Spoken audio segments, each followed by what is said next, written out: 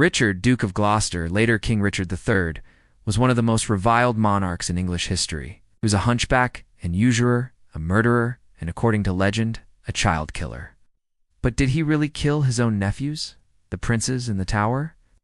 Let's take a look at the facts. In 1483, two young princes, Edward V and his brother Richard, disappeared from their rooms in the Tower of London and were never seen again. Their uncle, Richard, Duke of Gloucester, later King Richard III, had them killed. That's a fact. But was he really guilty? Edward and Richard were the sons of King Edward IV and the late Elizabeth Woodville. On June 1483, their father died, and the 12-year-old Edward V became king. His mother, Elizabeth Woodville, wanted her sons to marry two of the daughters of King Louis XI of France in order to strengthen the alliance between England and France. However, Richard, Duke of Gloucester, who had come to power in Edward's place as Lord Protector, disliked his nephew's mother and her family. He saw the proposed marriage as a threat to his power, and went to the king to tell him that he would be a party to no such match. The boy's uncle then imprisoned them in the Tower of London under the pretext that they were illegitimate, which meant that they could not become king after Edward. On July, Richard seized the throne for himself, allegedly having the boys murdered the following day. This is where the legend of the princes in the Tower comes from.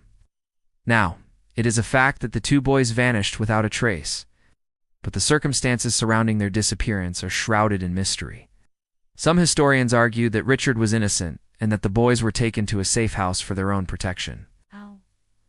While others believe that Richard's guilt is evident in historical records, one of the main pieces of evidence against him is a letter written by a man named John Chaslet, who was serving as constable of the Tower of London at the time. He wrote to a friend on July 1483 saying, "The two young princes are dead and in the Tower."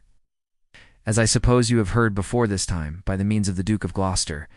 While this sounds damning, most experts agree that the letter is a forgery. Another piece of evidence is the testimony of a servant girl who claimed to have seen the princes' bodies buried under a staircase in the Duchess of York's house. However, this account is also considered unreliable, since the Duchess of York was Richard III's mother, and she would hardly have been complicit in the murder of her grandsons. So what do we really know about what happened to the princes?